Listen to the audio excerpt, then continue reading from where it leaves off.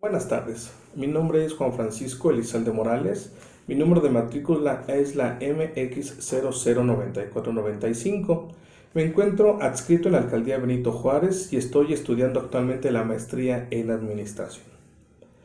Dice un viejo adagio que poderoso caballero es don dinero y que el dinero, por ejemplo, no tiene olor ni tiene color.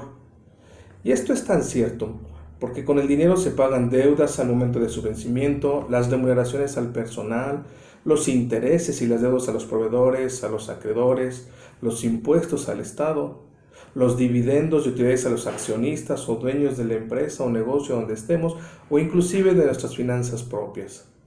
Tal es el caso que si uno no tiene dinero, indiscutiblemente se reduce la magnitud de compras que uno puede hacer. Con ello, se reduce el tamaño de las operaciones y la competitividad, obviamente, es menor frente a la imperfección del mercado que existe actualmente. En términos de relaciones con los clientes y las gentes que se benefician de nuestro producto o servicio, obviamente van mermando que sigan escogiendo nuestro producto porque simple y sencillamente no existe dinero para invertir. Decimos esto porque ya sea a título personal con nuestras finanzas personales o nuestra empresa o negocio, generalmente desde que establecemos un objetivo en particular en nuestra misión o nuestra visión, esencialmente lo que buscamos es que la empresa sea rentable, sea redituable.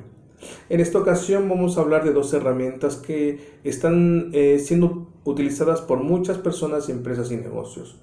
Una es el estado de flujo de fondos. Este estado no es más que simple y sencillamente un resumen de los cambios de la posición financiera de la empresa de un periodo a otro. Algunos lo conocen como cash flow, por ejemplo. Y este estado permite analizar los cambios en la posición financiera entre dos o más periodos de tiempo. Compararlos. A veces se requiere que para que proyectemos hacia el futuro, como algunos dicen, conozcamos nuestro pasado, distingamos nuestro presente y entonces podamos programar hacia el futuro. Para que este estado de flujo de fondos lo podamos integrar, tenemos que entender que los componentes de este son los proveedores, a quienes le debemos, los clientes, quiénes son los que nos deben, el personal que es el recurso o capital humano que participa en la elaboración de todo el proceso administrativo para que concluyamos con la venta o prestación del servicio al que estamos dedicados. E indiscutiblemente el Estado, quien es quien pone las reglas en el lugar donde nosotros estemos, ya sea en un lugar nacional o internacional, como puede ser una inversión extranjera directa. Entonces, con base en eso, podemos comprender que los elementos de un estado de flujo de fondos, simple y sencillamente al marcarlo en el estado de situación financiera, podemos comprender que son los activos y los pasivos y el capital. Esto obviamente origina un cambio en la posición financiera y tiene que ver más que simple y sencillamente un análisis vertical o horizontal. A veces, cuando uno hace este tipo de análisis, puede observar que los números son fríos. Por ejemplo, podemos consultar empresas que se encuentran en la Bolsa Mexicana de Valores y podemos decir que sus ventas de un ejercicio se superaron en demasía en comparación con el año anterior. Sin embargo, cuando uno revisa o analiza de manera vertical o horizontal y compara las cifras, puede observar que el margen de utilidad o rentabilidad de la empresa no es tanta.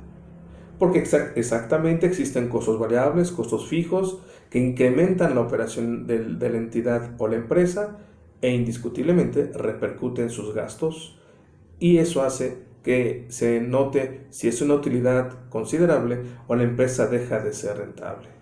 Otra herramienta que está muy en boga pero que muchas personas también utilizan es la del valor económico agregado. Este estado no es más que simple y sencillamente la diferencia entre la rentabilidad de los activos y el costo del capital requerido para poseer dichos activos dentro de nuestra empresa.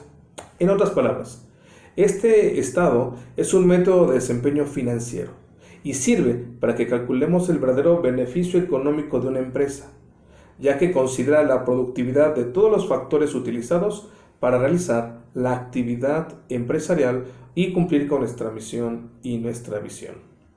Para poder nosotros entonces realizar el cálculo de la EVA, se deben considerar los siguientes pasos. Uno es calcular la utilidad operacional o la utilidad operativa, es decir, es la utilidad operativa neta. antes y después de los impuestos y conocer la participación de los trabajadores en las utilidades. También se requiere identificar el capital de la empresa, es decir, el capital que se ha invertido, es decir, los activos fijos más el capital de trabajo operativo más otros activos. El capital de trabajo operativo no considera, por ejemplo, los pasivos con costo ni los pasivos diferidos de impuestos a corto plazo. Lo que uno requiere revisar, como iniciamos esta conversación, es qué tan rentable, qué tanta liquidez, qué tanto rendimiento, qué tanta rentabilidad tiene nuestra empresa. Para eso se requiere entonces también determinar el costo de capital promedio ponderado, que no es más que la obtención mediante dos variables. Una, la deuda con acreedores sujeta a intereses y el capital de los accionistas. Este promedio ponderado del costo de la deuda después de impuesto y el costo de capital propio conforman el costo capital propio ponderado. Hay mucha información en internet, por ejemplo, o en libros de texto que nos pueden ayudar a interpretar cuál es el valor agregado económico agregado que se requiere para determinar que una empresa es rentable o no. Lo que es muy importante es que evalúa la medición del desempeño. Y aquí lo que yo hago mucho hincapié es que uno tenga bien definidas y claras las instancias de la misión y visión de la empresa. Este estado de flujo del valor económico agregado está en boga con muchas personas. Sin embargo, lo que sí es un hecho es que las ventajas que tiene este valor económico agregado es que mejora la eficiencia de los activos actuales, sin invertir.